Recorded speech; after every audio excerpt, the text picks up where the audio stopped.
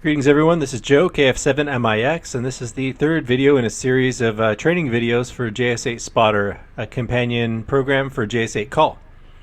If you don't know what this is, go ahead and revisit video 1, the introduction. In this video we're just going to cover a deep dive into APRS commands, we're not going to dive into the commands so much themselves as how they function in JS8Spotter. And the gap that we're trying to fill here is that JS8Call as a mode provides, there are stations out there that are listening and they provide kind of a gateway to the APRS system. So you can send server commands to those gateways and they will translate those into the APRS system. I'm not a pro at that stuff. I know very little about it. I do have some FM stuff set up here for that, but I'm not a professional. What I do know is that if you format a message just right in JS8Call, you can send it through and it will be picked up and sent on. And you can do things like sending a text message or an email, reporting your grid location. It's just that there's no function in JS8Call for doing that easily. So that's the gap that we're trying to fill with JS8Spotter's APRS commands. So I've got JS8Spotter here, and we're going to go ahead and take a look at, well, first of all, documentation. I have a question mark there. APRS is complex. And I have not found a good single source for documentation of how to translate the commands and which commands you can use from JS8Call. If anyone knows, just let me know. Put it in the comments so others can find it. I have no idea other than another operator telling me. So that's where I found. I took it from a few sources and he gave me more details and now it's working.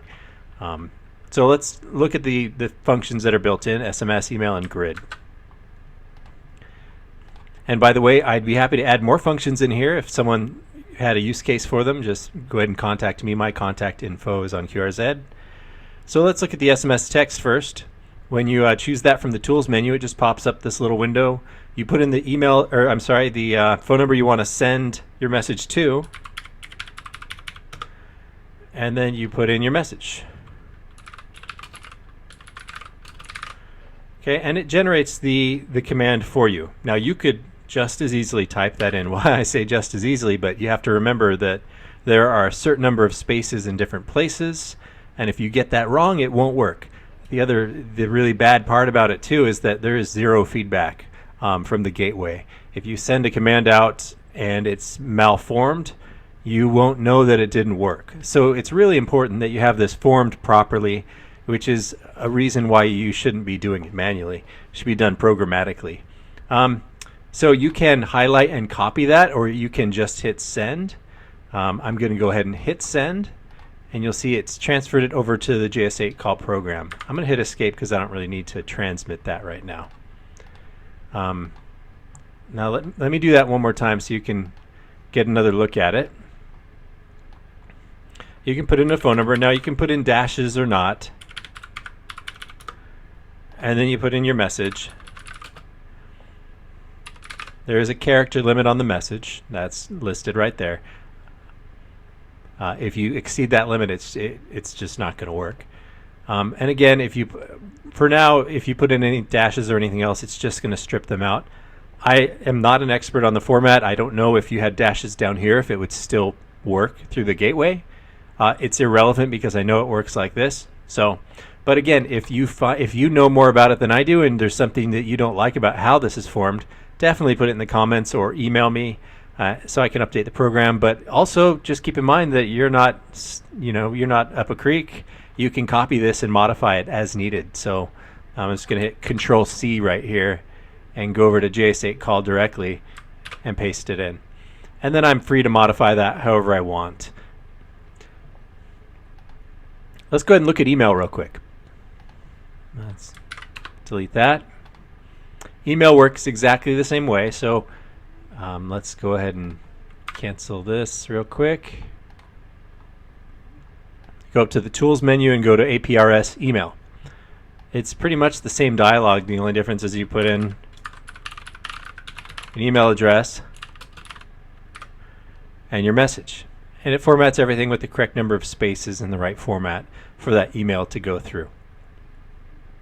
No special magic. You can hit send from here and then it will transmit automatically, or you can copy this entire thing, modify it as needed, or save it somewhere else and paste it in yourself.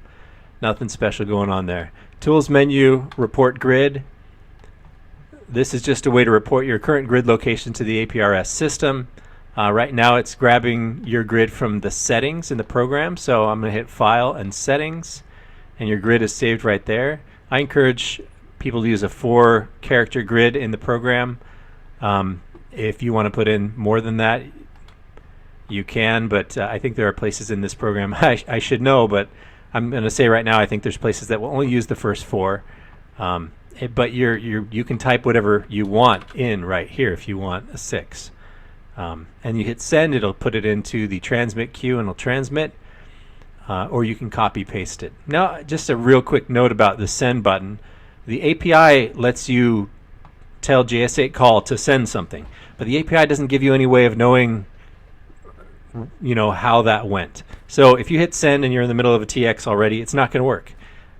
Or if you hit send and something else happens, it could get interrupted. So just common sense here, hit send and make sure that it actually goes through. This is a convenience more than anything else here.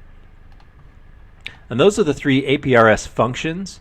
There's, like I said, there's not a lot to get into on those, but if you have questions, comments, or more information to send me, things that might be useful for others, please go ahead and send that to me. Joe, KF7MIX, and my details are on qrz.com.